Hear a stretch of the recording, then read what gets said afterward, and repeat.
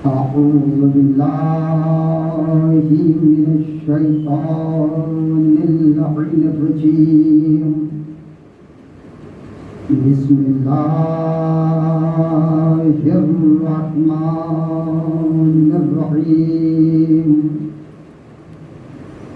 الحمد لله الذي هدانا لهذا وما كنا لنهتدي لولا أن هدانا الله. لقد جاءت رسل ربنا بالحق والصلاة والسلام وتحية والإكرام مولانا ومولى الثقلين جد الحسن والحسين سيدنا أبي القاسم محمد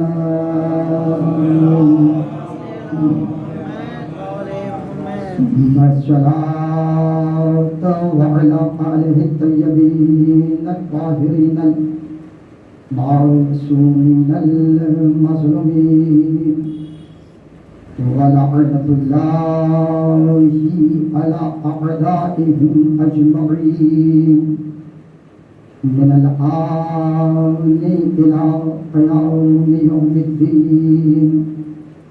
أما بعد فقد قال الله سبحانه في كتابه الحكيم والفرقان المجيد وقوله الحق وهو أصدق الصادقين.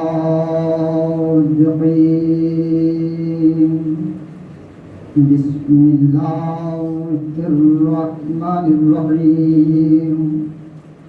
فجعلناهم أئمة يدعون بأمرنا وأوحينا إليهم فعل الخيرات وإقام الصلاة وإيتاء الزكاة وكانوا لنا عابدين.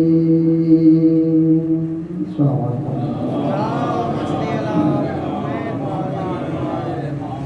محترمانہ ان حضرات سے گزارش ہے کہ جو فرش ادا پہ بیٹھنے کے لائق ہیں، جو مجبور ہیں وہ کرسی پہ بیٹھے رہیں، لیکن جو فرش ادا پہ بیٹھ سکتے ہیں ان حضرات سے محترمانہ گزارش ہے کہ اندر میں کافی مقدار میں جگہ خالی ہے، اندر تشریف لے آئیں. ایک مل جل کے عظمت آل محمد پہ صلوات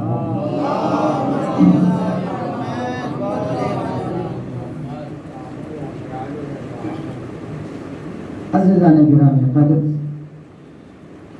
اہل بلا، اہل ایمان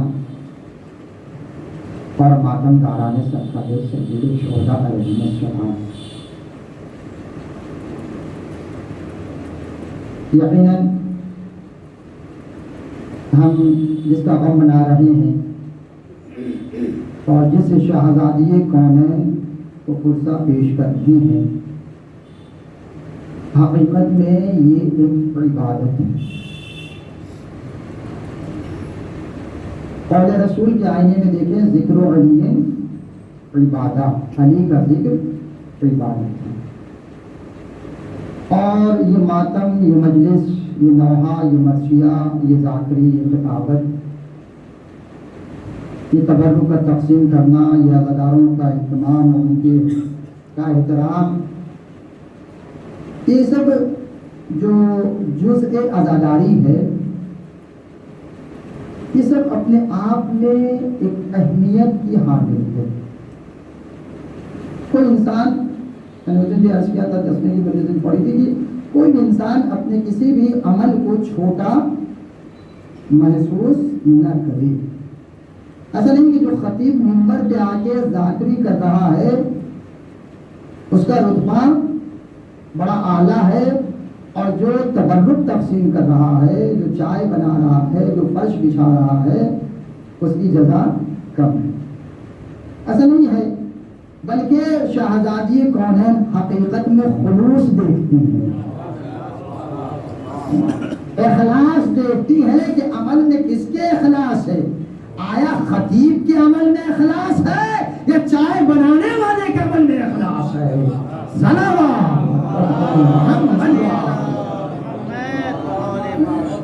اخلاص، خلوص، نیت. تو یقیناً اس مجلس کا عنوان جو روز اول سے آ رہے ہیں انہیں معلوم ہے کہ امامت کا تذکرہ ہو رہا ہے قرآن کے آئینے میں، قرآن کی روشنی میں. روایتیں تو بے شمار ہیں، لیکن روایت کے لیے یہ کہہ دیا جاتا ہے کہ یہ ہمارے یہاں کتابوں میں نہیں ہے نا. بہت سے لوگ ایسے ہیں ہمارے یہاں کتابوں میں تو نہیں ہے یہ روایت، ہم کیسے مان لیں؟ لیکن قرآن تو ایک ایسی کتاب ہے جو ہر مسلمان کے گھر میں ہے، اور ہر مسلمان کا اس قرآن پہ عقیدہ بھی ہے، اور عقیدہ ایمان نہ رہے تو پھر وہی ہوگا جو حشر اس وقت وسیم رشدی کا ہو رہا ہے کہ چاروں طرف سے لعنتوں کا طوق پڑا ہوا ہے.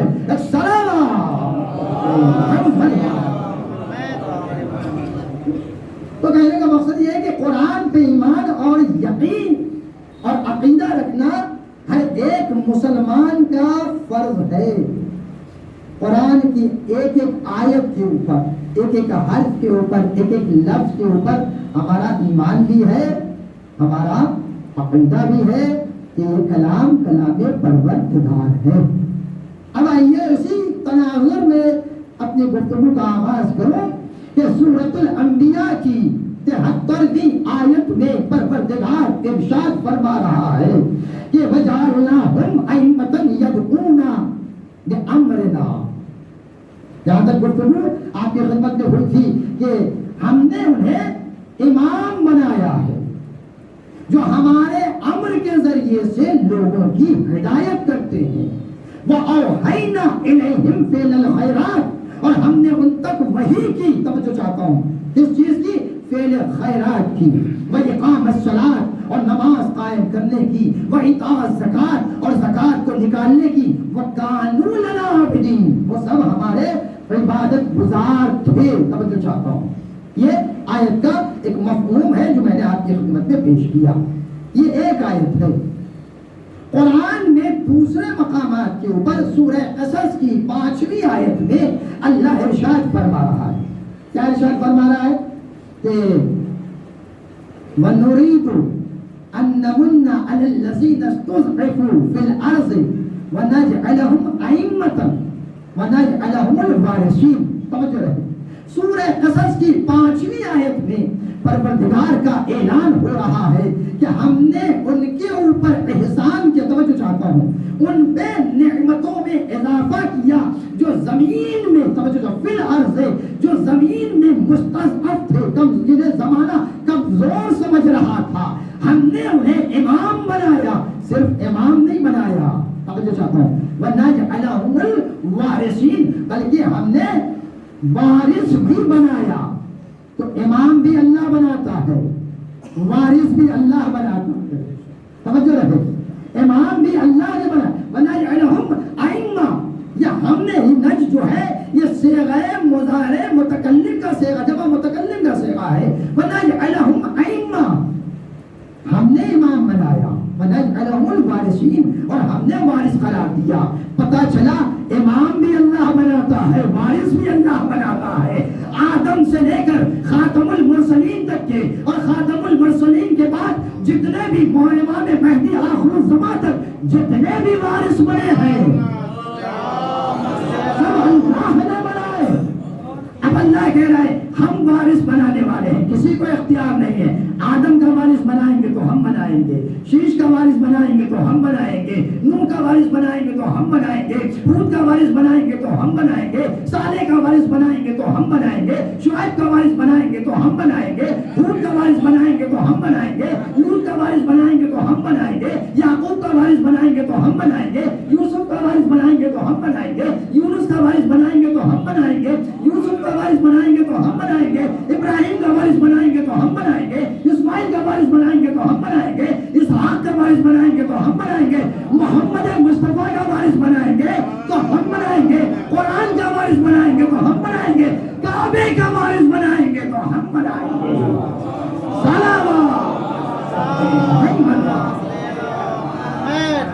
امام بھی ہم بنائیں گے اور وارث بھی ہم ہی بنائیں گے، کسی کو حق نہیں ہے، کسی کو اختیار نہیں ہے۔ تو جب اس بات پہ اختلاف ہوا، پہلے وارث میں جناب آدم علیہ السلام نے اپنی وراثت کسے سونپی؟ حکم خدا سے جناب حابیل کو سونپی۔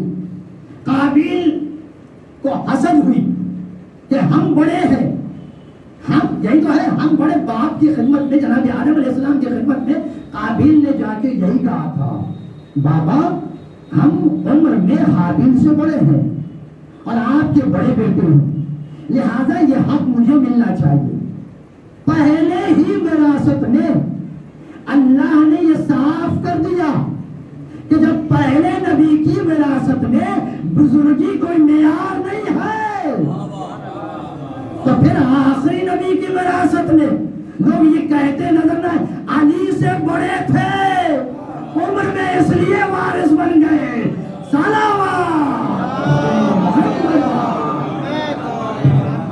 پہلی ہی وراثت میں، پہلی ہی خلافت میں اس بات کو ثابت کر دیا بزرگی معیار نہیں ہے، قابلیت معیار ہے۔ تو جناب قابل نام تھا لیکن قابل نہیں تھا۔ تب جو چاہتا ہوں حابیل میں صلاحیت تھی، توجہ رہے، اس لیے اللہ نے حکم دیا وَنَجْعَلَهُمُ الْوَارِثِينَ، وارث بھی ہم ہی قرار دیں گے، ہم ہی بنا، کسی کو یہ حق اختیار نہیں ہے، حاصل نہیں ہے کہ وہ کسی کو امام بنائے، کسی کو وارث بنائے۔ توجہ رہے، اب ذرا آگے کی منزل ملاحظہ فرمائیے گا، جسے اللہ نعمت سے نوازتا ہے، توجہ چاہتا ہوں، اس کے قلب میں محبت اہل بیت میں اضافہ کر دیتا ہے۔ جس کے اوپر اللہ نعمت میں اضافہ کر، دیکھیے بڑی نعمت کا نام ہے ولایت علی بن ابی طالب، انعمت علیکم نعمتی، آج ہم نے آپ کے اوپر پوری نعمتیں تمام کر دی، اپنی نعمت تمام کر دی۔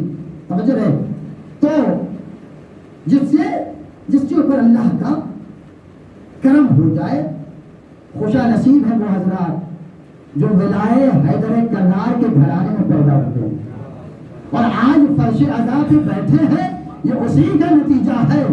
توجہ رہے، دیکھیے اپنے بچوں کو کورونا کی ویکسین لگے یا نہ لگے، لیکن 2 ویکسین ضرور لگائیے گا، ایک ولایت امیر المومنین کی ویکسین، ایک مظلوم کربلا کی عزاداری کی ویکسین۔ اگر یہ 2 ویکسین نہ لگا پائے تو سمجھ لیجیے گا ایمان میں کیا پیدا ہو جائے گا؟ لنگ آ جائے گا۔ توجہ چاہتا ہوں، جو لوگ ولایت سے دور ہیں، عزائے مظلوم کربلا سے دور ہیں، آپ ان کے چہرے کو اٹھا کے دیکھ لیجیے، ان کی سیرت کو اٹھا کے دیکھ لیجیے، آپ ان کے چہرے کو اٹھا کے دیکھیے، ان کی سیرت کو۔ تو کہنے کا مقصد یہ، میں اصل موضوع پہ آ جاؤں کہ اللہ جس کے اندر، جس کے اوپر رحم و کرم کرتا ہے، اس کے دل کو مودت آل محمد سے، ولایت آل محمد سے سرشار کر دیتا ہے۔ اور فرمائیے گا، ہشام شاگرد امام جعفر صادق علیہ السلام، اب اگر تھوڑا بہت اندر آ جائے تو اچھا، بعد میں آنے والوں کی جگہ ہے کافی، صلوات اور بہت محمد۔ جناب ہشام شاگرد امام جعفر صادق، صادق آل محمد کا پروردہ، ایک عالم فقیہ عالم زمانہ جو بغض اہل بیت میں ڈوبا ہوا تھا، ساری گفتگو کرتا تھا آل محمد کی امامت کو چھوڑ کے. اور جو ہے ہشام کا گزر ہوا, پتا چلا کہ آج اس کا دربار سجا ہوا ہے, کیا میں بھی چلوں؟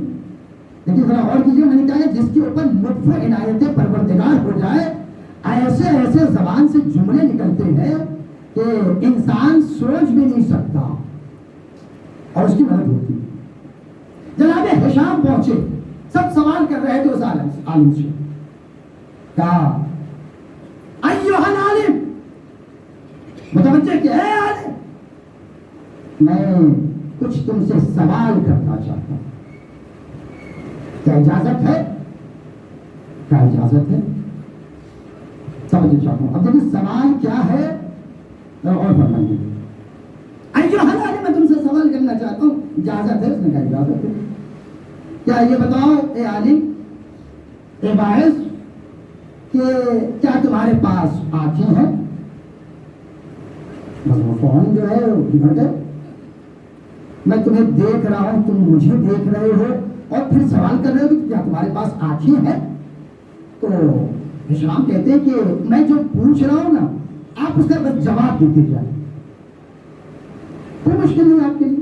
ہے تو یہ ہے, نہیں کیا یقیناً ہے, میں تمہیں دیکھ رہا ہوں. کیا یہ بتائیے اس سے آپ اور کیا کام کرتے؟ کہا میں رنگوں میں تمیز کرتا ہوں, کون سفید ہے, کون کالا ہے, کون سبز ہے, کون نیلا ہے, کون پیلا ہے, اور چیزوں دیکھتا ہوں. کیا یاد کی؟ کیا یہ بتائیے کہ آپ کے پاس ناک ہے؟ کیا یہ کیسا کوئی سوال ہے؟ کتنی بڑی ناک تمہیں نظر نہیں آتی؟ کہا آتی تو ہے, لیکن آپ جواب دیجیے. کہا ہے, کہا اس سے کام کیا لیتے ہیں؟ کہا اس سے میں خوشبو اور بدبو میں تمیز کرتا ہوں, کون سے خوشبو اچھی ہے, کون سے خوشبو بری, اور اس سے اپنے تنفس کو بھی سانس لے. کیا یہ بتائیے آپ کے پاس زبان ہے؟ کہاں ہے؟ کہاں سے کام جائے گا؟ سے میں گفتگو کرتا ہوں, اور ذائقے کا حس کرتا ہوں, کون میٹھا ہے, کون نمکین ہے, کون پھیکا ہے, کون کڑوا ہے. ہشام ایک ایک سوال کرے, ہاتھ ہے, اس سے کام کیا لیتے ہیں؟ کہا میں اس سے چیزوں کو پکڑتا ہوں, سہارا لیتا ہوں. کہا پیر ہے, کہا ہے, اس سے کیا کام کرتے؟ کیسے چلتا ہوں. کہا یہ بتائیے تمام اعضاء جسمانی آپ کے پاس ہے, اس سے آپ کام لیتے ہیں, لیکن کبھی آپ کے درمیان میں کوئی تذبذب پیدا ہو جائے تو آپ کدھر رجوع کرتے ہیں؟ کیا آپ کا پیر آپ کے اختیار کے بغیر کام کرتا ہے؟ آپ کے ہاتھ کے بغیر اختیار کے کام کرتا ہے؟ نہیں, کہ میں اپنے دل کی طرف رجوع کرتا ہوں کہ میں یہ کام کروں یا نہ کروں, اپنے دل کی طرف رجوع کرتا ہوں.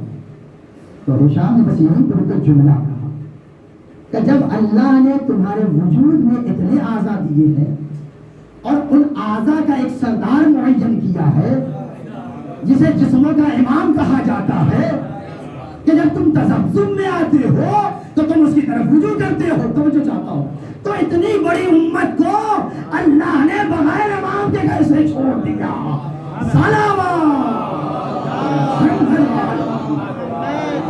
اچھا یہ واقعہ جب ہو چکا تو ہشام امام جعفر صادق علیہ السلام کی خدمت میں آئے.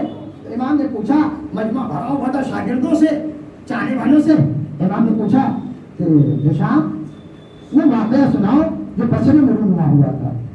مولا رہنے دیجیے, کوئی بہت علمی گفتگو نہیں تھی. کہیں ہشام بیان کرو.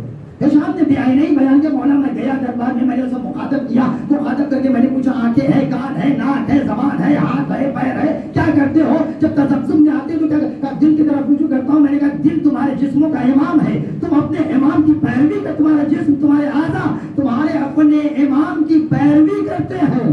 تو اللہ نے ان اعضاء کے لیے ایک سردار معین کیا. تو اتنی بڑی امت پیغمبر کے بعد بغیر رہنما, بغیر امام کے یوں ہی اللہ نے چھوڑ دیا, یہ کیسے ممکن ہے؟ بس امام کہتے کہ تم نے کہاں سے سیکھا, کہاں سے سنا, توجہ چاہتا ہے. تو ہشام نے کہا مولا بس بے خودی زبان پہ جملہ آ گیا, یوں ہی زبان پہ جملہ آ گیا. اب سنیے, امام فرماتے ہیں, امام تصدیق کرتے ہیں, ہشام یہ بے خودی جملہ نہیں آیا ہے, یہ ہماری محبت کی عطا ہے, یہ ہماری محبت کی عطا ہے. اللہ نے زبور و انجیل میں بعینہ یہ واقعہ نقل کیا ہے, تم نے پڑھا تو نہیں, لیکن یہ لطف و عطائے پروردگار ہے.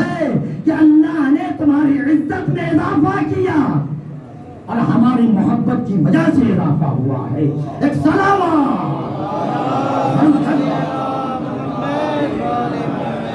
اور فرمائیے گا یہ عطا ہے پروردگار ہے. تو امام نہ ہو، اگر جسم کا سردار نہ ہو تو اعضاء میں اختلاف، ہاتھ کا ایک کام کو پکڑیں گے پیر کا نہیں پکڑیں گے. تو دل فیصلہ کرتا ہے، دل نے ارادہ کیا آگے بڑھا. انسان جس چیز کا ارادہ کیا اس کو کرتا ہے، چاہے وہ عمل اچھا ہو یا برا ہو، وہ اپنے دل کی طرف رجوع کرتا ہے. تو امام نہ ہو تو امت گمراہ ہو جائے، ہوگی نہیں ہوگی. اس لیے کہ آپ دیکھیں مولا علی ہے، شہزادہ حسن ہے، آنے والا ہر جگہ جا کے پریشان ہو کے آ چکا ہے کہ حالت احرام حج میں نے شترمرغ کے انڈے بھون کر کھائے تھے، اس کا کفارہ کیا ہوگا؟ انڈے بھون کے کھا لیے، اب اس کا کفارہ کیا ہوگا؟ گیا دربار میں، گیا جواب نہ مل سکا. عبد الرحمن ابن عوف کے پاس آیا، جواب نہ مل سکا. لوگوں نے کہا جواب ملے گا تو در در بھٹک رہا ہے. باب علم کا دروازہ موجود ہے، اگر تجھے علمی گفتگو کرنا ہے اور اس پیچیدگی کو حل کرنا ہے تو چل باب علم کے دروازے پہ چل. سائل آیا، آ کے اس نے کہا یا علی، میں نے حالت احرام حج میں شترمرغ کے انڈے بھون کے کھائے، اس کا کفارہ کیا ہے؟ دیکھیے امام اپنے بعد والے امام کی نشاندہی کر رہا ہے کہ میرے بعد کون امام. امام چاہتے باب مدینہ العلم تھے، کہہ دیتے، بیان کر دیتے، تا میرے اس صاحبزادے شہزادے سے پوچھ لو. اشارہ کیا امام حسن کی طرف، توجہ ہے، امام حسن کی طرف اشارہ کیا. اس نے پوچھا کہ میں تو عبد الرحمن ابن عوف وہ بڑے بڑے لوگوں سے مسائل دریافت کر کے آیا ہوں، کسی نے جواب نہیں دیا، یہ بچہ کیا بتائے گا؟ امام نے کہا پوچھ کے دیکھ لو. امام حسن آگے بڑھے، مر کے کہتے ہیں کہ پریشان کیوں ہوتا ہے؟ تیرے ہر سوال کا جواب دینے کی قدرت رکھتا ہوں، پوچھ جو پوچھنا ہے. اس نے کہا اس وقت میں پوچھنے یہی آیا ہوں کہ میں نے حالت احرام حج میں شترمرغ کے انڈے بھون کے کھائے تھے، اس کا کفارہ کیا ہے؟ امام نے کہا پریشان کیوں ہوتا ہے؟ جا جتنے تو نے انڈے کھائے ہیں اتنی اعلیٰ قسم کی اونٹنیاں خرید، اور جب وہ حمل سے ہو جائے تو ان کے بچوں کو خانہ خدا میں ہدیہ کر دینا، بتانے کفارہ. تو امام علی مقام میں کہا بیٹا سائل کے ذہن میں کچھ دوسرا سوال بھی ابھر رہا ہے. امام حسن نے کہا بابا میں پڑھ رہا ہوں، میں اس کے سوال کو پڑھ رہا ہوں. امام نے جواب دیا. امام پوچھتے کہتے بیٹا یہ بتا دو ان کو کہ کچھ حمل ضائع ہو جاتے ہیں، جتنی اونٹی خریدی ممکن نہیں کہ سارے حمل سلامت رہے، کچھ ضائع بھی ہو رہے تو برباد بھی ہو جاتے. امام حسن نے مشورہ کرتے بابا آپ نے صحیح فرمایا، لیکن سارے انڈوں سے بچے نہیں نکلتے، کچھ گھول بھی ہو جاتے ہیں.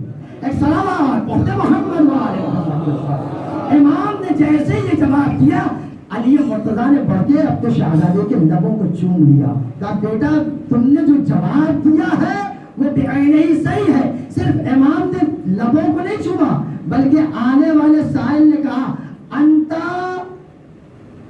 وارث رسول، آپ ہی وارث رسول ہیں. ہم نے انجیل میں پورا واقعہ بعینہ یہی پڑھا ہے، میں تو بطور امتحان آیا تھا. ایک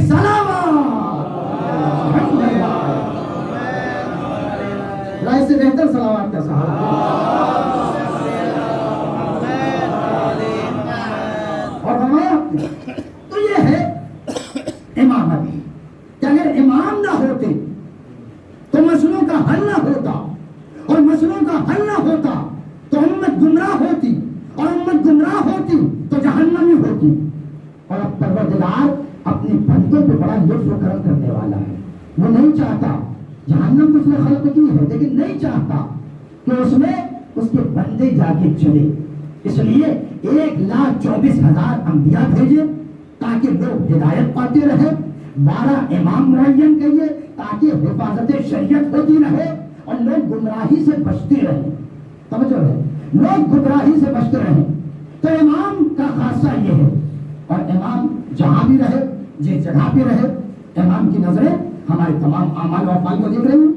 پھر اس جملے کی طرف آ جاؤں کہ گفتگو امامت کی ہے تو حق منبر بھی ادا ہو جائے. آیت اللہ خامنائی فرماتے ہیں منبر ساز ہونا چاہیے، معاشرہ ساز ہونا چاہیے.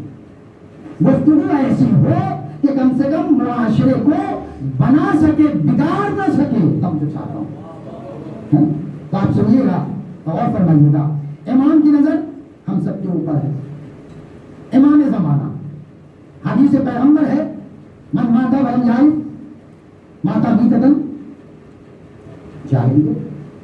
جو مر گیا اپنے زمانے کے امام کی معرفت حاصل نہ کر سکا وہ اس کی موت جاہلیت میں. ہم ایک طرف چلاتے ہیں، چیختے ہیں الاجل یا مولایا، الاجل یا مولایا، الاجل یا مولایا. امام ادھر سے جواب دیتے ہیں اپنے کردار کو دے، اپنے رفتار کو دے، اپنے گفتار کو دے، اپنی سیرت کو دے. توجہ چاہتا ہوں اس لیے کہ ہم ہیں ظلم سے متنفر. ہم ہیں چونکہ جب ہم آئیں گے تو نظام عدل لے کر آئیں گے، اور ہم وہ ہے، ہمارا فعل وہ ہے جو انجانے جانے اور انجانے میں کہیں نہ کہیں ظلم کا شکار ہو جاتا ہے. مثال کے طور پر ہم نے کسی کو دیکھا نہیں برا کام کرتے ہوئے، کسی نے ہم سے کہہ دیا، ہم نے اسے نقل کر دیا بغیر تحقیق کے. یہ گناہ عظیم ہے، یہ ظلم ہے. ادھر کہتے ہیں مولا الاجل یا مولایا. امام کہتے ہیں اپنے رفتار کو دیکھ، اپنے کردار کو دیکھ، اپنی سیرت کو دیکھ، اپنے گفتار کو دیکھ، اپنے عمل کو دیکھ. کیوں؟ اس لیے امام کی نظر ہے اپنے چاہنے والوں کی طرف. اور امام مستریب ہوتے ہیں، امام پریشان ہوتے ہیں جب امام کی خدمت میں ہمارے نامہ اعمال پیش کیے جاتے ہیں، ہمارے نامہ اعمال پر پیش کیے جاتے ہیں تو ہمارا امام مستریب، پریشان، غمناک، ہمارا چاہنے والا، ہمارا ماننے والا، ہم سے محبت کا اظہار کرنے والا ایسے عمل کا مرتکب ہو رہا ہے. اور امام دعا فرماتے ہیں اور رنجیدہ بھی ہوتے ہیں کاش ہمارا چاہنے والا اس منزل کی طرف نہ جائے، کیونکہ موت کہہ کے نہیں آنے والی، پتہ نہیں کب توبے کا موقع ملے نہ ملے اور ہم اس دنیا سے چلے گئے. تو جب جائیں گے تو وہ اعمال لے کے جائیں جو توبہ کیا نہیں تھا.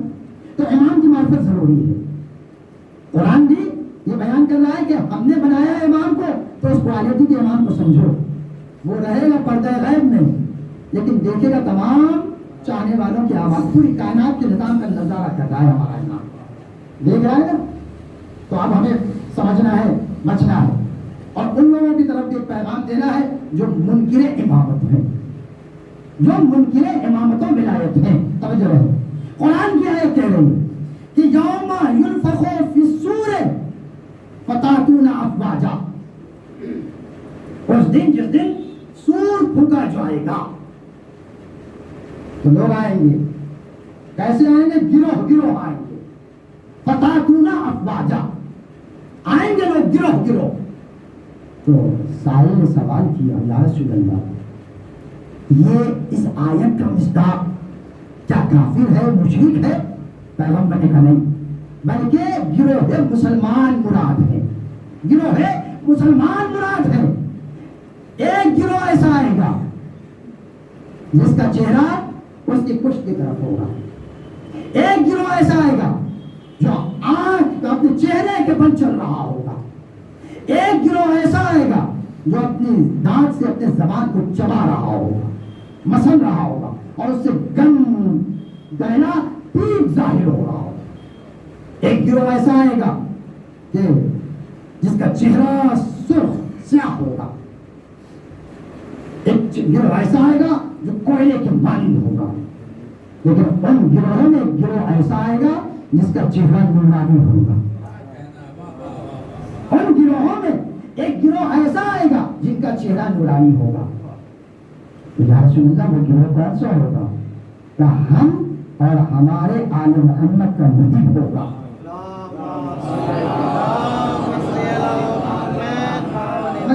اس سے اب اس گروہ میں ایک گروہ کتے کی شکل میں آئے گا، ایک گروہ بندر کی شکل میں آئے گا، ایک گروہ خنزیر کی شکل میں آئے گا۔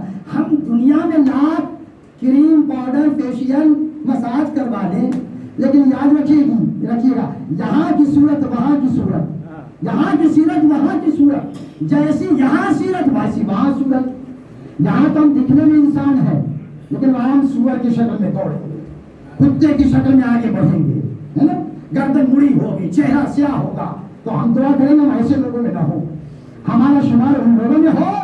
توجہ چاہتا ہوں جن کے چہرے نورانی ہوں گے، جن کے چہرے، تو کس کا چہرہ نورانی ہوگا؟ محب آل محمد کا۔ محب آل محمد کون ہے؟ جو آل محمد کی سیرت پہ چل رہا ہے۔ توجہ چاہتا ہوں۔ اب آئیے ایک دوسری روایت ہے کہ یا حشر الناس، محشور ہوں گے لوگ اس دن کس حالت میں کہ تحسن القردۃ والخنزیر، تحسن عندها القردۃ والخنزیر، کہ کتے اور سور سے بھی، کتے اور سور کی صورت ان کی صورت سے اچھی ہوگی۔ اگر اور کیجیے گا، یعنی خود وہ اپنی صورت کو دیکھ لیتے تو ڈر جاتے، ایسی ہیبتناک صورت ہوگی۔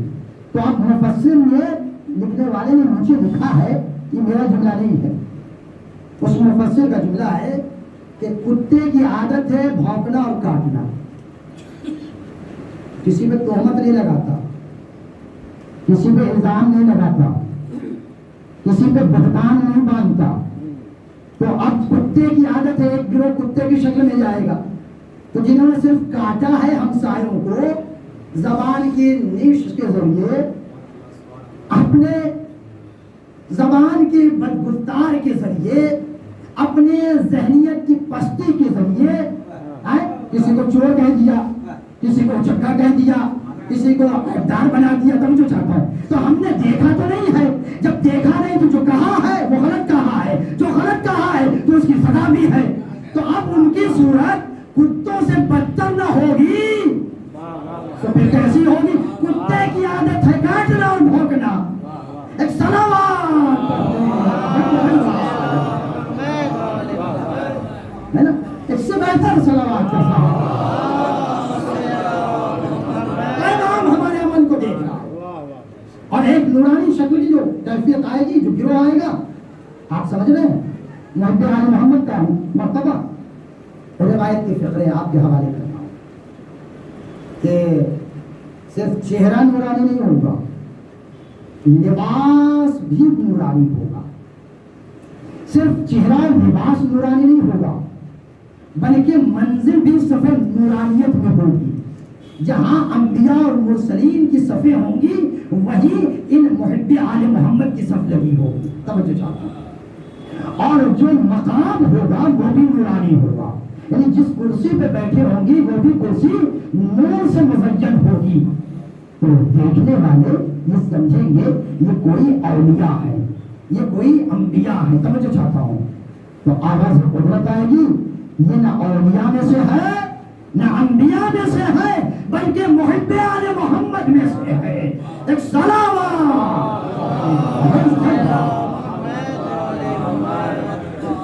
محب آل محمد میں سے۔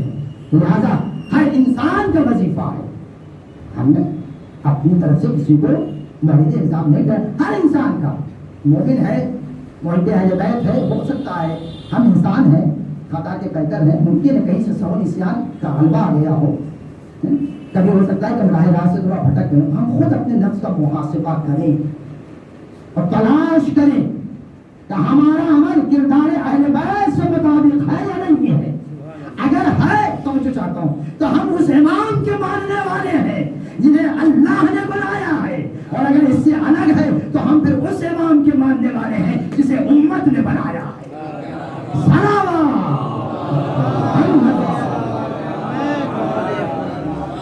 فیصلہ ہمیں کرنا ہے، ہم کس امام کے مان، کہ ایسا تو نہیں ہے کہ ہم صرف لفظوں میں کھیل رہے ہیں کہ ہم شیعان علی ہیں، ہم شیعان حیدر کرار ہیں، ہم شیعان علی ابن ابی طالب ہیں، ہم شیعان حسن ہیں، ہم شیعان حسین نہیں۔ ہمیں دیکھنا پڑے گا،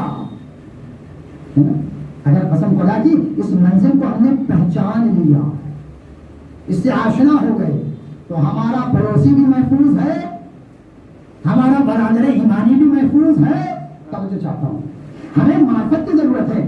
یہ سوچنے کی ضرورت ہے کہ فلاں ایسا کر رہے ہیں تو ہم کیوں نہ کریں. لیکن فلاں جہنم میں جائیں گے تو آپ کو تھوڑی جہنم میں جانا ہے. ہمیں تو یہ دیکھنا ہے کہ ہمیں وہ کردار اپنانا ہے کہ جب امام کی خدمت میں میرا نام اعمال پہنچے تو یہ عذاب بھی قابل قبول ہو, ہمارا عمل بھی قابل قبول ہو. سلام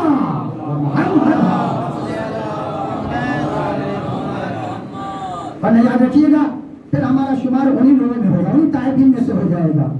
ہم بھی روتے ہیں لیکن انہیں طائبین میں سے ہو جائے گا جنہوں نے نصرت نواز رسول نہیں کیا تھا.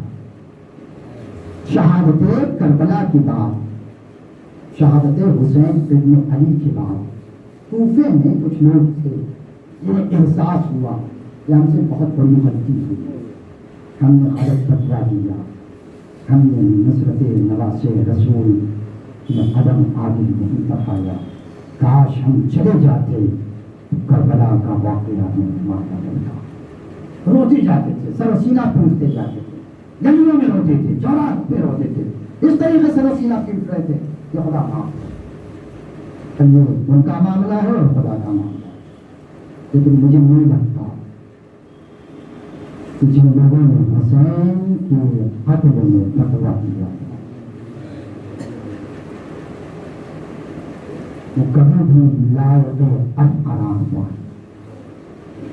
چونکہ روایت پیش نظر ہے. کربلا میں جو مصیبتیں نازل کی گئی ہیں اہل حرم اور آل محمد کے اوپر, ایسی مثال تاریخ انسانیت میں کبھی نہیں ملتی, کہیں نہیں ملتی. قتل ہو گیا, اب تک مقصد پورا ہو گیا, چلیے. لیکن اللہ نے فرزند فاطمہ الزہرا, اللہ نے نواز رسول, اللہ نے جگر گوش علی مرتضیٰ, اللہ نے برادر حسن, کتنے ظلم سہے ہیں حسین ابن علی, کتنے ظلم سہے ہیں. پہلے اپنی پیاس, اکبر کی پیاس, سکینہ کی پیاس, علی اصغر کی پیاس کو برداشت کیا. حسین ننھے ننھے چھوٹے چھوٹے بچے اس وقت کہتے تھے ہائے پیاس مارے ڈال رہی ہے. اللہ اکبر. کوئی فرزند دل زہرا سے پوچھے کہ دل زہرا کو کیا گزر گئی, کیا عالم تھا ایمان مسجد میں کربلا کا. لیکن چونکہ امتحان کی منزل میں تھے, آزمائش کی منزل میں تھے, ساقی کوثر کا بیٹا اگر حکم کر دیتا فرات خود چلتی ہوئی ساقی کوثر کے بیٹے میں آگے نثار ہو جاتی. حسین منزل امتحان پہ تھے, لیکن ایک طرف وہ کر وہ بے چینی, اور اس بے چینی کا اظہار آپ جاننے کا ہوا جب جناب ابو بکر نے آ کے کہا تھا بابا بابا بابا اگر ممکن ہو تو چند قطرے آگ مل جاتا بابا تو دشمنوں کو فوج اشقیاء کو ابھی جنگ کا مزہ چکھا دیتا بابا. حسین نے کچھ نہیں کہا, میرے لال بس اتنا کہا تھا میرے لال اپنی زبان میرے دہن پہ دے دو, یہ تو کہا تھا اپنی زبان میرے دہن پہ دے دو. جناب علی اکبر نے اپنی زبان مظلوم کربلا کے دہن میں دی. مورخ نے نقل کیا ہے کہ فوراً کھینچ لی, فوراً کھینچ لی, اور اس طریقے سے پوچھی کہ بابا میرا آپ کا بہن تو مجھ سے بھی زیادہ خوش ہے بابا. حسین نے انگوٹھی اتاری, اکبر کے حوالے کی, انہوں نے دیا اور جاؤ نانا تمہیں جادو کوثر سے سیراب کر دیتے. اندازہ لگائیے ایک باپ کے دل پہ کیا گزر گئی. اللہ نہ کرے کسی کا بیٹا اپنے باپ سے کچھ مانگ لے اور باپ دینے کی قدرت نہ رکھتا ہو, نہ دے سکے, نہ دے سکے. اس باپ کے دل سے کوئی پوچھے کہ اس کے باپ کے دل پہ کیا گزرتی ہے. ساقی کوثر کے لان سے چند قطرے آپ کا سوال ہوا تھا. ارے معمولی شے ہے پانی, جگہ جگہ میسر ہے پانی. ہائے رے ارباب, ہائے رے کربلا, کیا حسین سے اکبر نے پانی مانگا, لیکن ایک باپ کیا سنا باب ازا مقاتل نے لکھا حسین کے اوپر بڑے ظلم ہوئے. شہادت حسین کے بعد سنتے جائیے گا, شہادت حسین کے بعد ایک مرتبہ فضہ نے کہا زینب اپنے دل کو سنبھالو.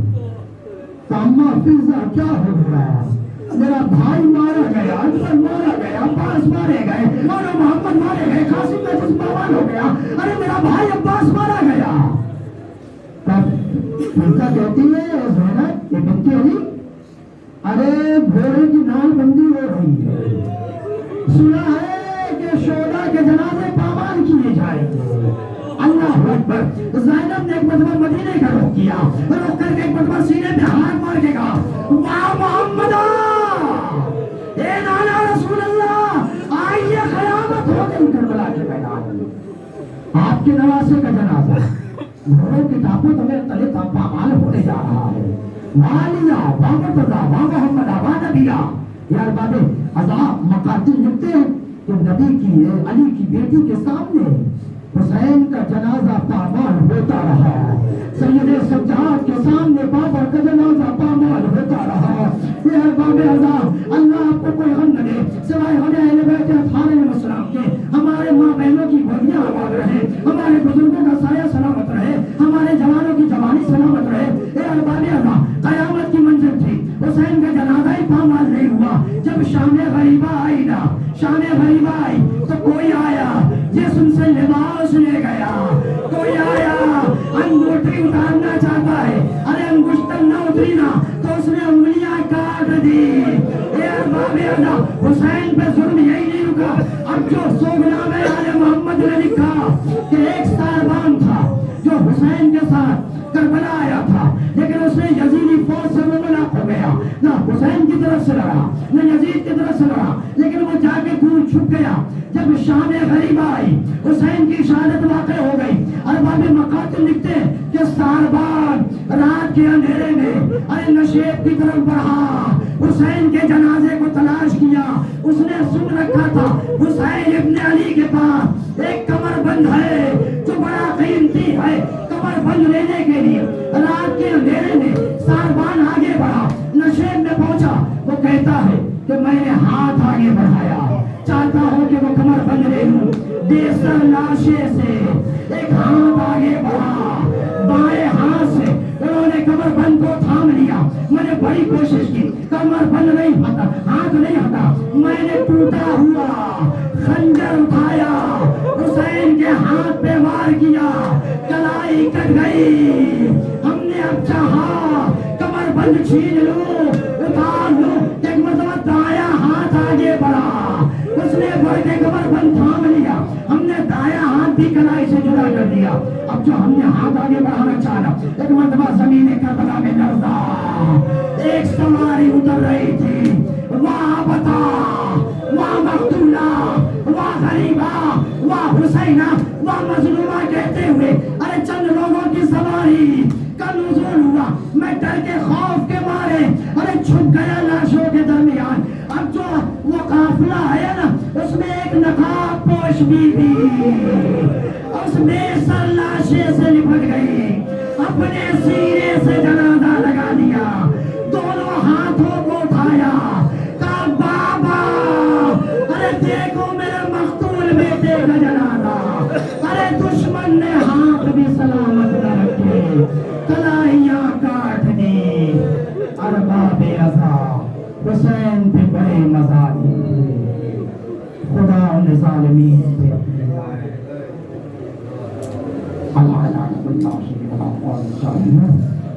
سيعلم الذين ظلموا أي منقلب ينقلبون. لا إله ہماری اس مختصر سی عبادت کو قبول فرما. یہ مالک ہم نے جو بیان کیا ہے سے ہماری یہ شرف قبولیت عنایت فرما. تو مالک جو کہا ہے پہلے اس پر خود عمل کرنے کی توفیق عنایت فرما. پھر مالک تجھے واسطہ ہے محمد و محمد کا جملہ امراض سے مومنین کی حفاظت فرما. بالخصوص کورونا جیسے مہلک مرض کا پورے عرض سے خاتمہ فرما. تو مالک تجھے واسطہ ہے محمد و محمد کا بانی ازا اور حاضرین ازا کے نیک مقاصد کو پورا فرما. مہربانی تجھے واسطہ ہے محمد وال محمد کا، ہماری ماں بہنوں کی گولیاں سلامت رہے، ہمارے بزرگوں کا سایہ سلامت رہے، ہمارے جوانوں کی جوانی سلامت رہے، لا تجھے واسطہ ہے محمد وال محمد کا، حضرت حجت علیہ السلام کے ظہور میں تعجیل فرما، تعجیل فرما، تعجیل فرما، ہم سب کو ان کے آوان و انصار میں قرار دے۔ ربنا تقبل منا انک انت السمیع العلیم۔ ایک بار گزارش ہے سورہ رقم، ان بار سورہ اخلاص کی تلاوت فرما کر مرحوم جناب سید ڈاکٹر حیدر صاحب اور ان کے والدین مرحوم کے حقوق صلی اللہ علیہ وسلم۔